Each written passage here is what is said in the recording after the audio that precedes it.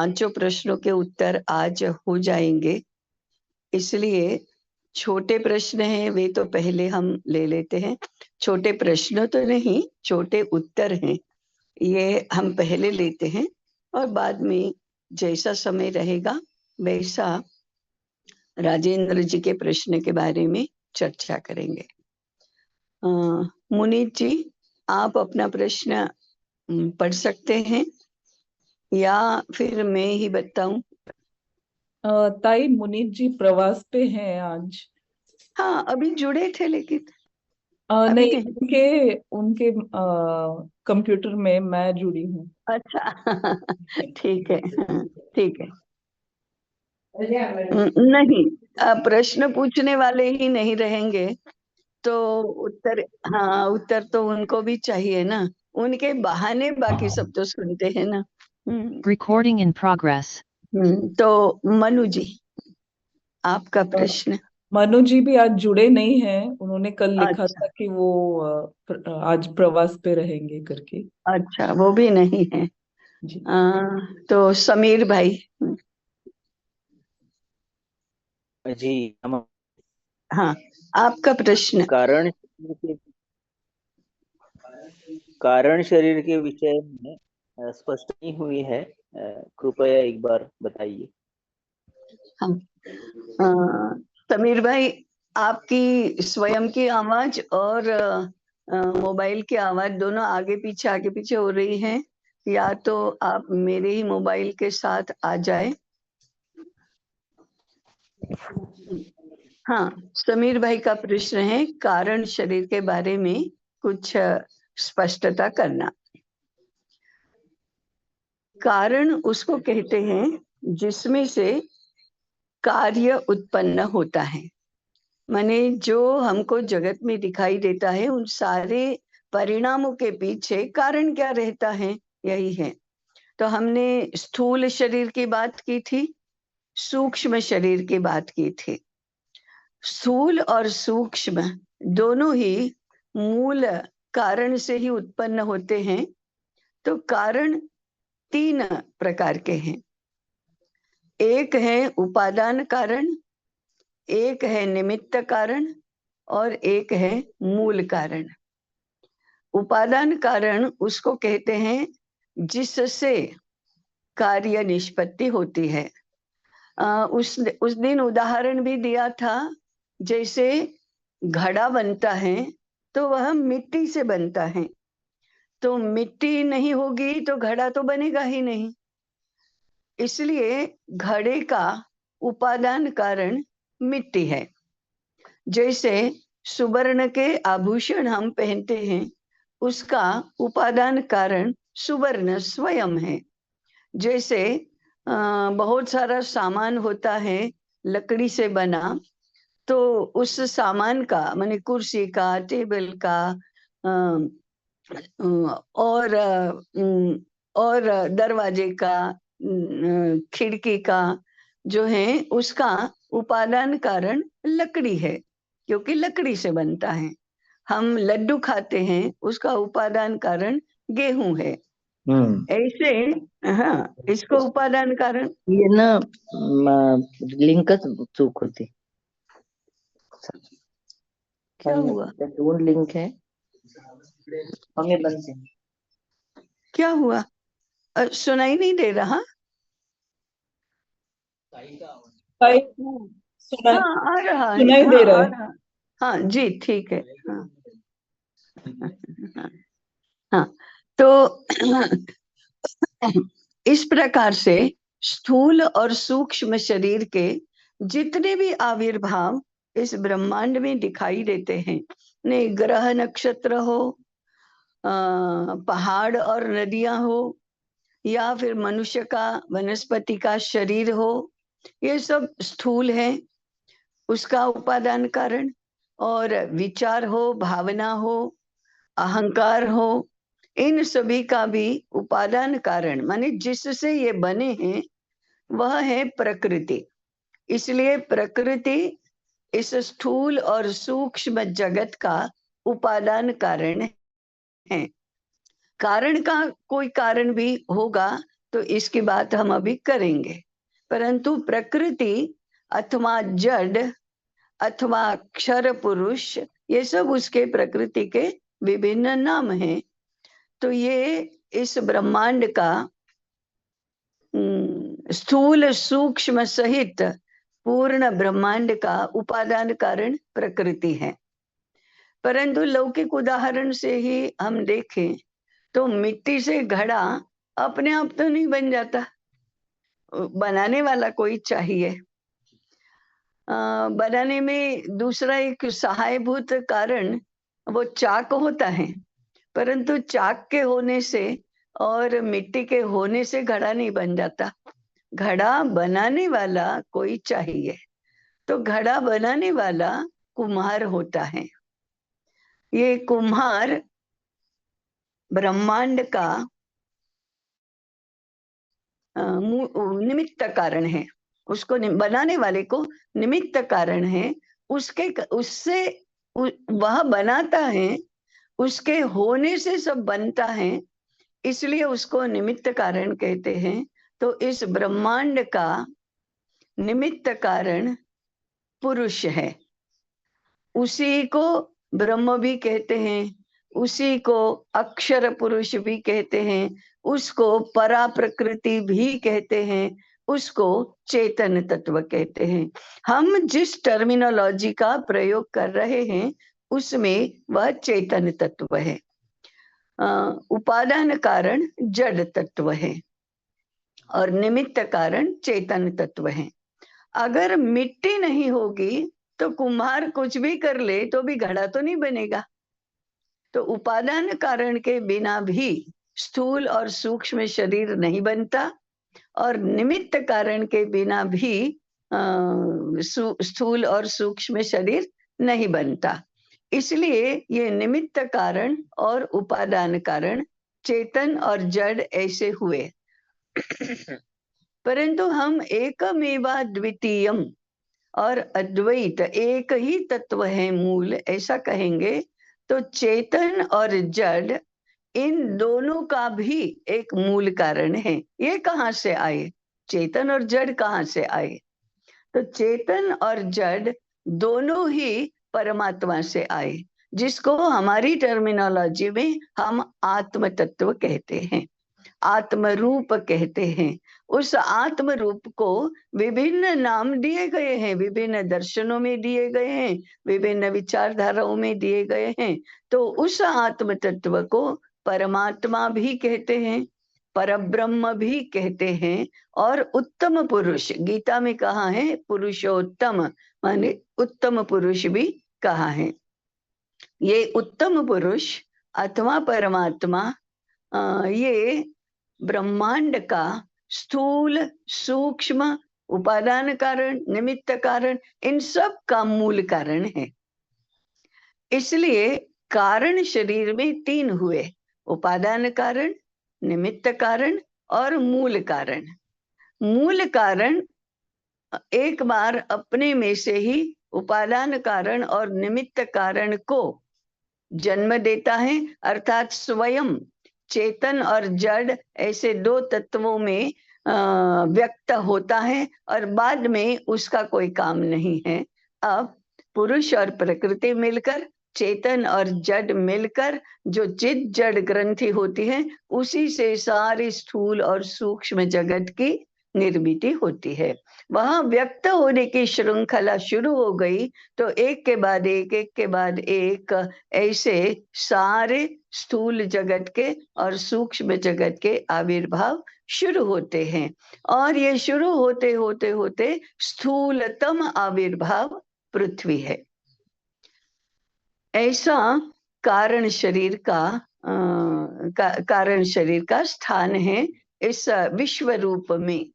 तो विश्व रूप में जो मूल कारण है, कारण शरीर है, वह प्रकृति, पुरुष और आत्म रूप अथवा आत्म तत्व ऐसा है। ठीक है, समझ में आया अभी? हाँ ठीक है। अरे एक क्षण, ठीक है। अब राजेंद्र जी का प्रश्न था दो में से जिसका उत्तर आपको संक्षिप्त लगता है वही आप पढ़ सकते हैं क्या? हाँ जी।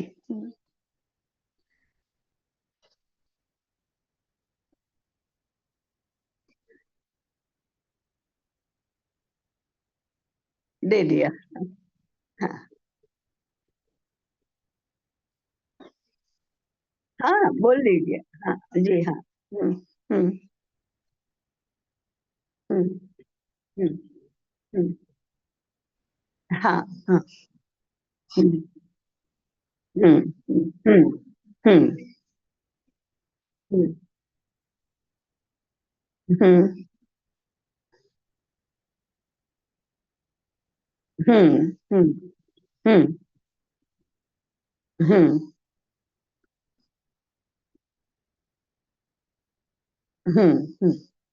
हाँ मैं थोड़ा सा, हाँ नहीं थोड़ा सा मैं और बता दूं।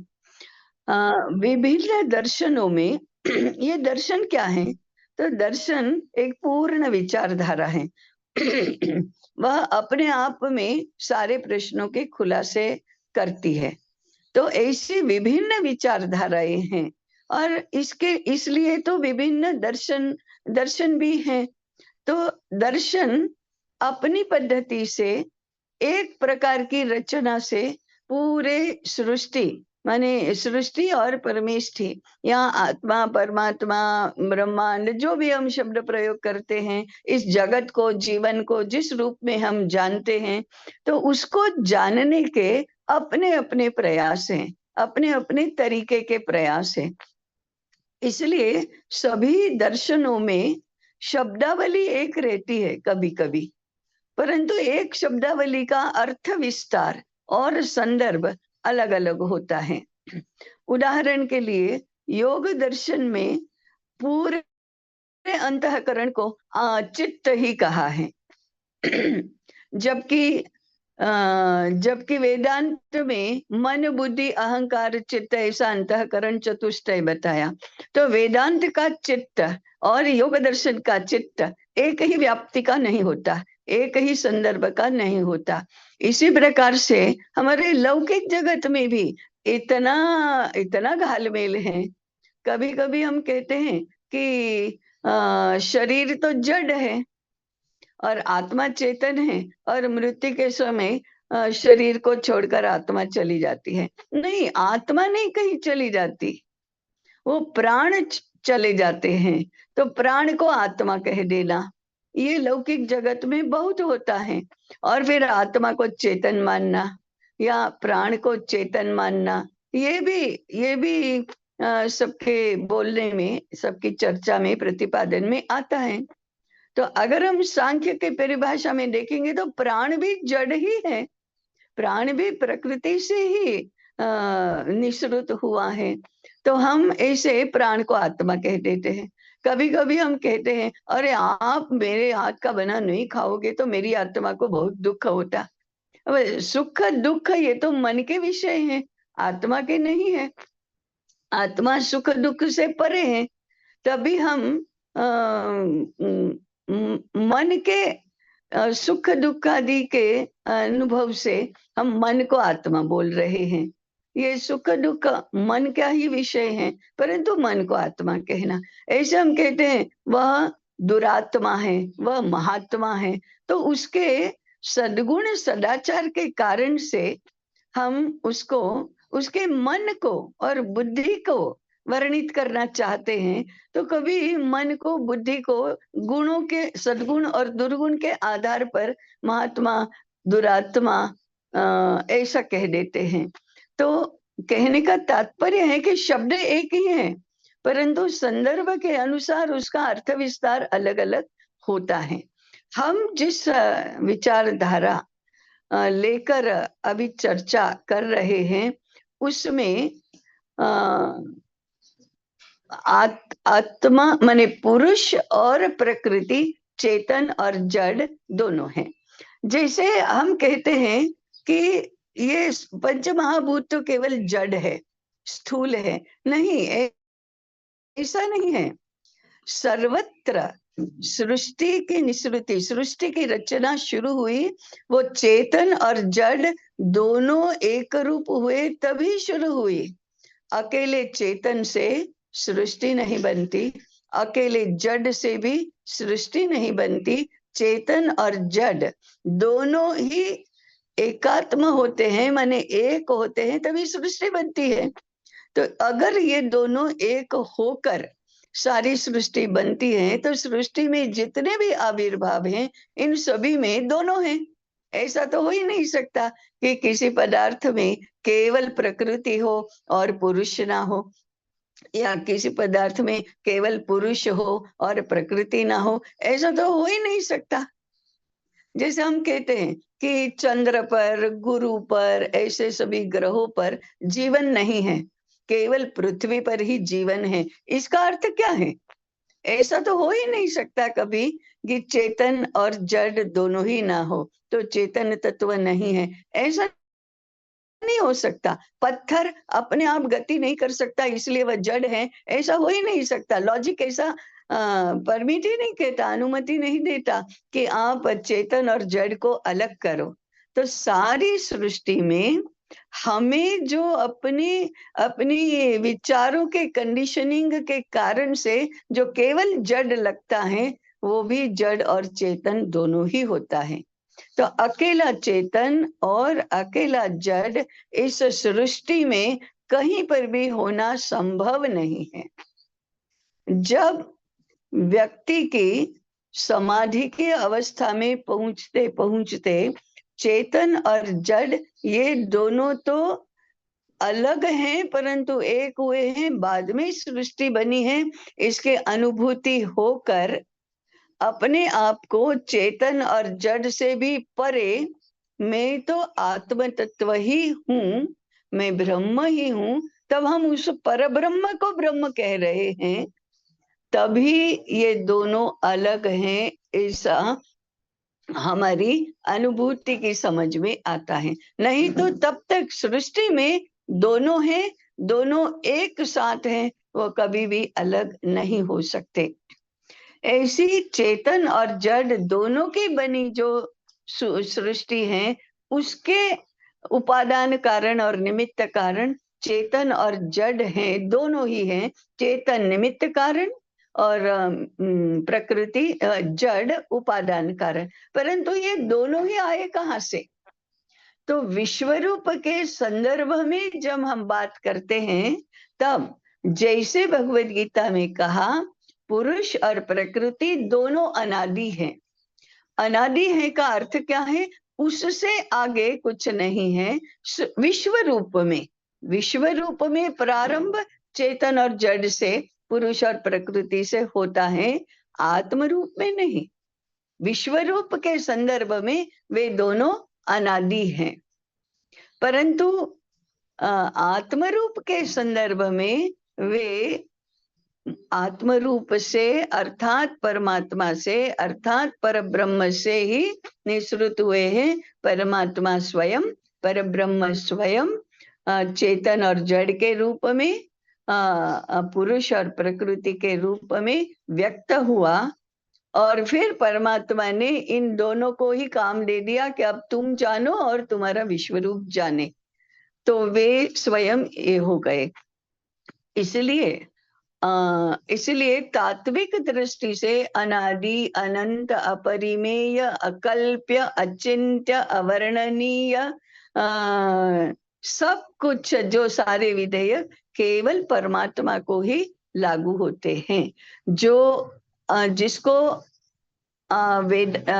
वेदांत में कहा, जीव कहा, आत्मा कहा, पुरुष कहा, परा प्रकृति कहा, अक्षर पुरुष कहा, ये सब उसमें 84 लाख योनियों का पोटेंशियल समाया हुआ है। नहीं तो आएंगे कहाँ से? वहां पोटेंशियल समाया गया है। तो ये भी हमें जानने का विषय है कि इतनी विविधता का मूल स्रोत कौन है, मूल कहाँ से आया, ये विविधता कहाँ से आई? कहीं तो पोटेंशियल के रूप में होगी, तभी तो आई है। तो ये प्रकृति और पुरुष दोनों मिलकर जो संभावनाएं बनती हैं, अब ये 84 लाख हो, 84 करोड़ हो, 84 हजार हो, इससे फर्क नहीं पड़ता, परंतु इतनी सारी एक दूसरे से भिन्न ऐसी सारी योनियां कहाँ से आई है? तो उसका जो मूल है वो चेतन में है, जड़ में है। चेतन और जड़ मिलकर जो होते हैं उसमें है। इसलिए परमात्मा के सारे एपिथेट्स आत्मा को नहीं लागू होते, अर्थात पुरुष को नहीं लागू होते, चेतन को नहीं लागू होते, जड़ को नहीं लागू होते। अंतिम एक मुद्दा, सर्वत्र पर आत्मा को चेतन और प्रकृति को जड़ ऐसा कहा गया है। हम भी मानते हैं कि चेतन, मैं तो चेतन हूं केवल, ऐसा नहीं है। परमात्मा चेतन और जड़ दोनों है, दोनों से परे हैं, ये बात ठीक है, परंतु उसी ने अपने आप को चेतन और जड़ दोनों में व्यक्त किया है, अकेले चेतन में नहीं। अकेले चेतन में यदि वो व्यक्त होता तो जड़ कहाँ से आता फिर? और तो कोई है नहीं। हम कहते हैं एकमेवा द्वितीयम ब्रह्म, ब्रह्म एक ही है, अर्थात परब्रह्म एक ही है, दूसरा तो कोई है ही नहीं। तो प्रकृति कहाँ से आई? प्रकृति आएगी कहाँ से? अब ये अलग है कि शंकराचार्य ने उसको मिथ्या कहा, लेकिन मिथ्या है क्या? माया कहा, आभासी कहा, लेकिन वो भी आया कहाँ से? उसका मूल कहाँ है? अज्ञान से आया। अज्ञान कहाँ से आया? वो भी तो उसी से आया। लोक में हम कहते हैं कि अच्छाई ही होनी चाहिए, बुराई आई कहाँ से? ये तो सबका भलभले का प्रश्न रहता है। उस दिन प्रीति जी ने भी पूछा था, इधर नियति ताई भी हमेशा पूछती रहती हैं कि ये ऐसे कैसे, बुराई आई कहाँ से? परमात्मा ने बुराई क्यों पैदा की? तो दुष्ट लोग आए कहाँ से? इतनी हिंसा आई कहाँ से? अज्ञान आया कहाँ से? अंधकार आया कहाँ से? दुष्ट लोग, दुष्टता आई कहाँ से? तो फिर आई तो वहीं से, एक ही स्रोत है, संपूर्ण ब्रह्मांड का स्रोत तो एक ही है। इसलिए अच्छा बुरा, सज्जन दुर्जन, आसुरी दैवी, जितने भी हमको दिखाई दे रहे हैं, वो सारे के सारे इसका मूल कारण तो एक ही है। विश्वरूप के संदर्भ में कहें तो उपादान कारण और निमित्त कारण तो एक ही है। अब ये बात ठीक है कि निमित्त कारण उपादान कारण नहीं है और उपादान कारण निमित्त कारण नहीं है। अगर दोनों ही दोनों होते तो दोनों का कोई प्रयोजन ही नहीं था। इसलिए वो कृति रूप में आने के लिए, कुछ क्रिया करने के लिए दो अलग अलग कर्तृत्व लिए तो रहेंगे ही, परंतु फिर दोनों एक नहीं होंगे तब तक सृष्टि ही नहीं बनती। तो फिर दोनों एक ही हैं तो एक ही रहेंगे। जब तक सृष्टि है तब तक सृष्टि के जितने भी आविर्भाव हैं उन सब में चेतन और जड़, निमित्त कारण और उपादान कारण साथ में ही रहेंगे, अलग अलग नहीं हो सकते। कभी उदाहरण के लिए हम कहते हैं कि पति और पत्नी दोनों के मिलन से ही संतान का जन्म होता है।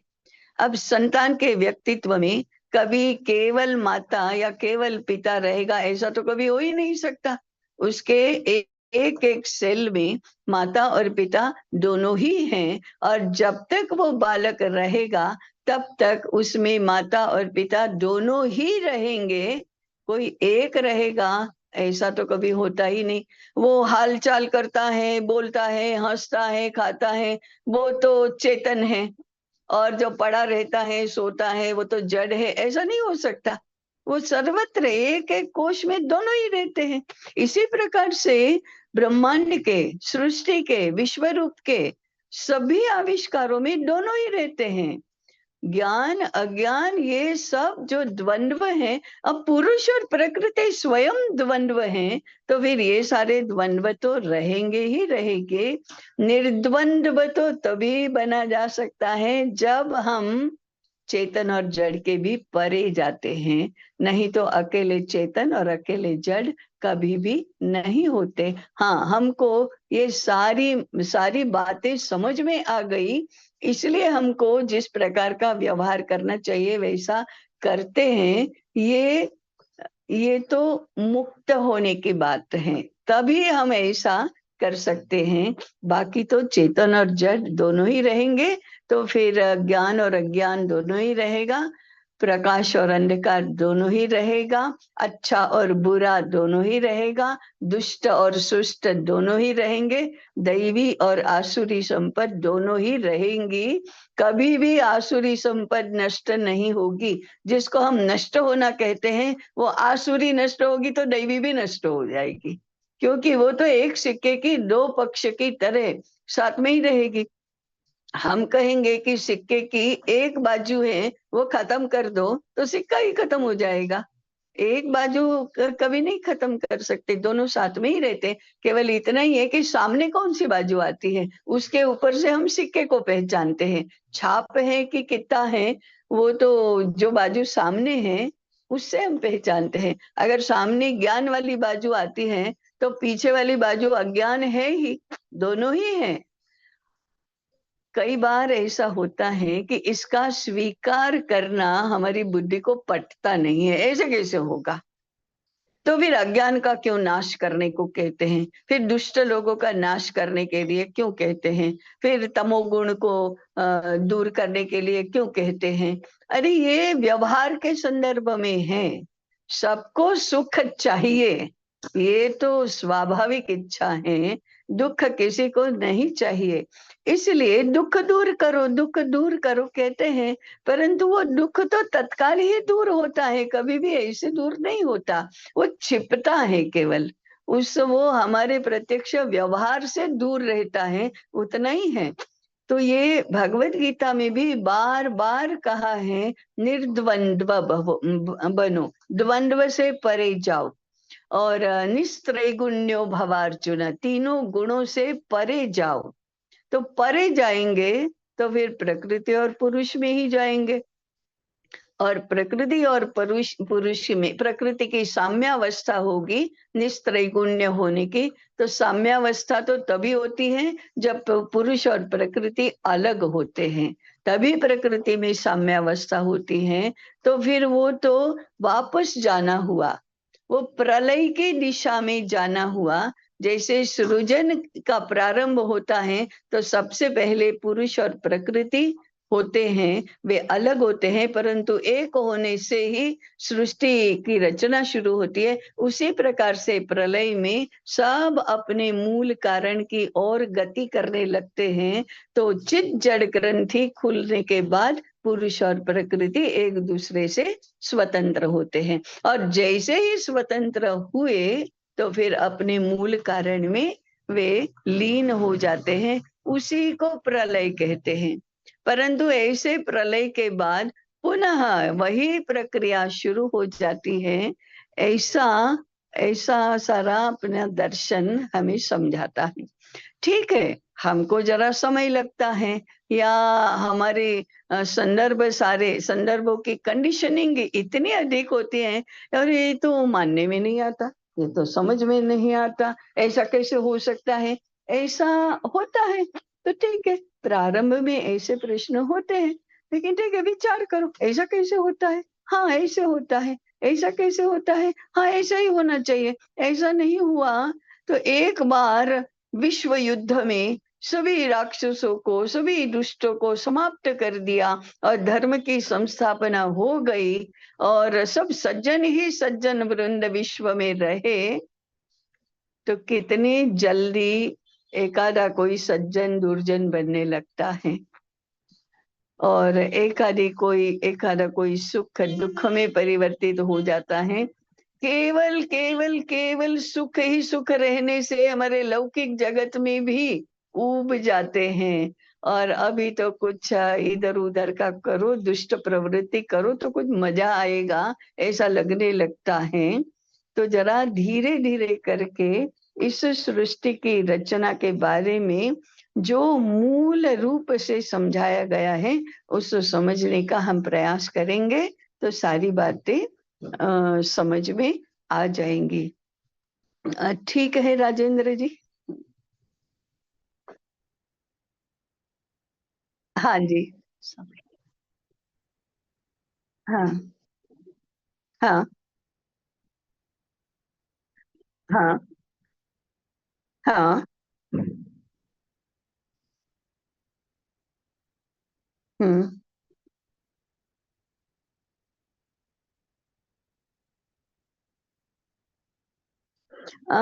आत्म तत्व तो मूल कारण है, ये बात माने निर्विवाद है, वो तो समझ में आ गया। अक्रिय होता है तब उपादान कारण, तब निमित्त कारण, और सक्रिय होता है तो नहीं, ऐसा नहीं हुआ। वो तो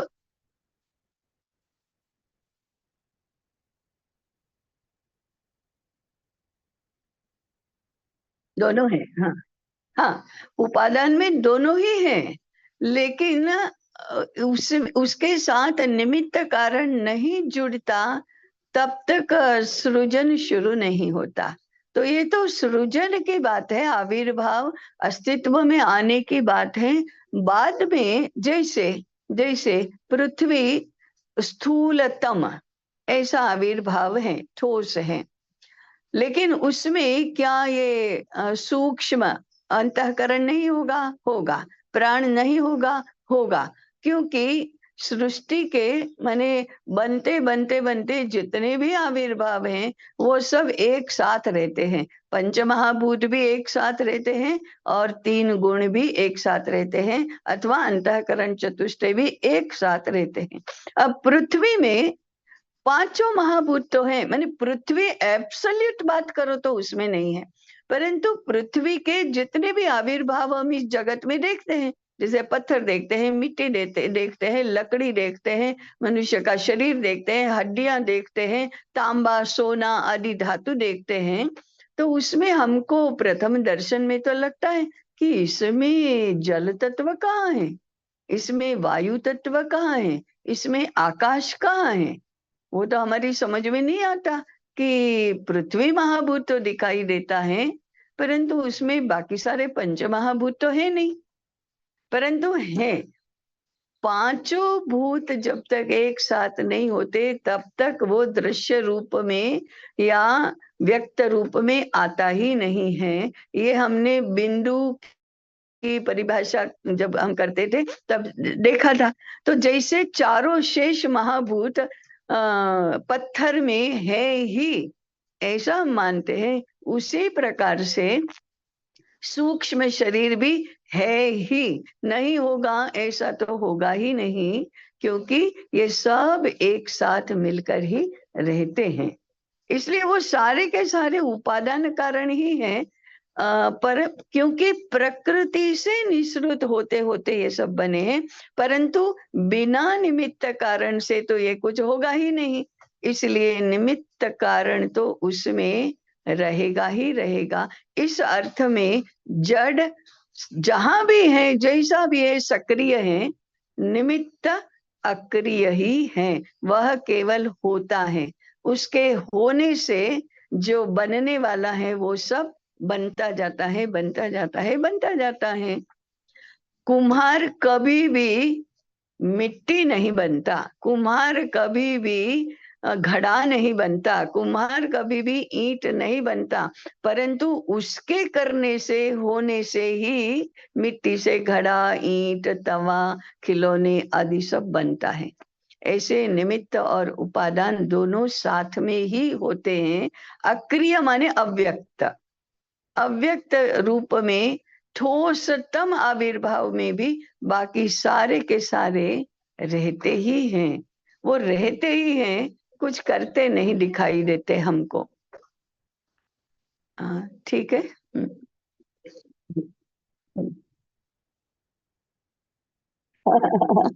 हाँ करिए, पर मेरे ख्याल से समय हो गया है। यदि एक आध क्षण में उत्तर आ जाएगा मुझे तो बता दूंगी, नहीं तो हम अगले इसमें करेंगे। हो गया ना? हाँ जी। हाँ जी, हाँ हाँ जी जी, हाँ जी, हम्म हम्म,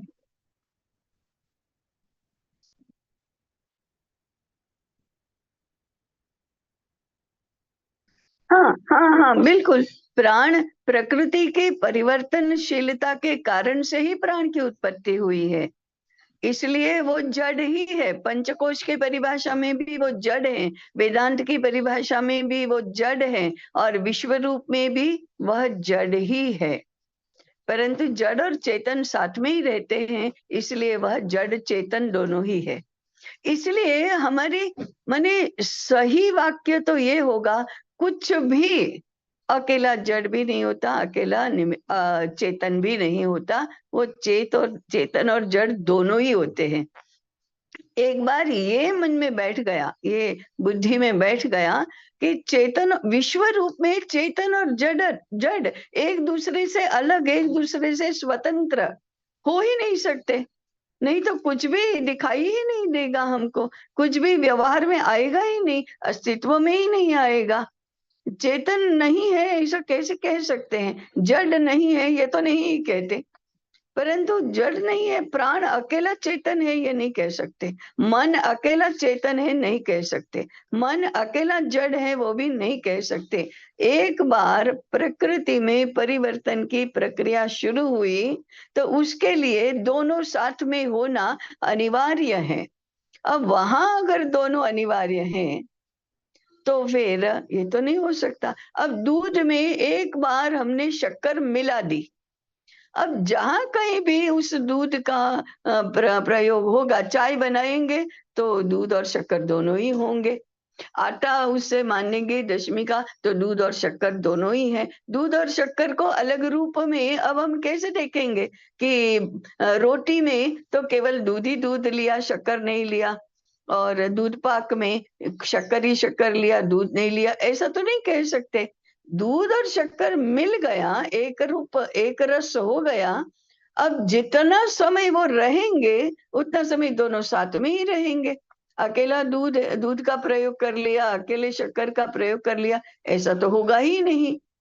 अब किसी न किसी प्रकार से हम पुनः मिलाए हुए दूध और शक्कर को अलग कर देंगे तो शक्कर अलग, दूध अलग, कहिए तो चेतन अलग, जड़ अलग, ऐसा होगा। नहीं तो हो ही नहीं सकता ऐसे तो। चिज्जड़ ग्रंथि हो गई तो हो गई। अब इस सृष्टि का, इस विश्व रूप का पुनः प्रलय होगा, तब जाकर दोनों अलग होंगे, नहीं तो अलग होंगे ही नहीं। ठीक है, हाँ जी,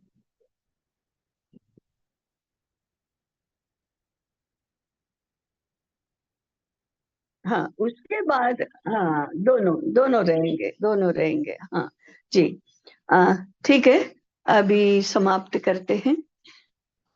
अपना म्यूट करके हम शांति पाठ का उच्चारण करेंगे। ओम पूर्णमदः पूर्णमिदं पूर्णात् पूर्णमुदच्यते पूर्णस्य पूर्णमादाय पूर्णमेवावशिष्यते।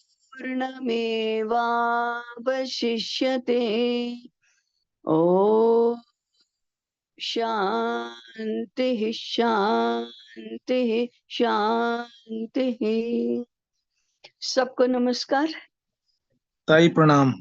नमस्ते। प्रणाम प्रणाम। जी, प्रणाम सबको, राम राम। नमस्कार जी, प्रणाम जय। ताई प्रणाम, राम ताई। प्रणाम।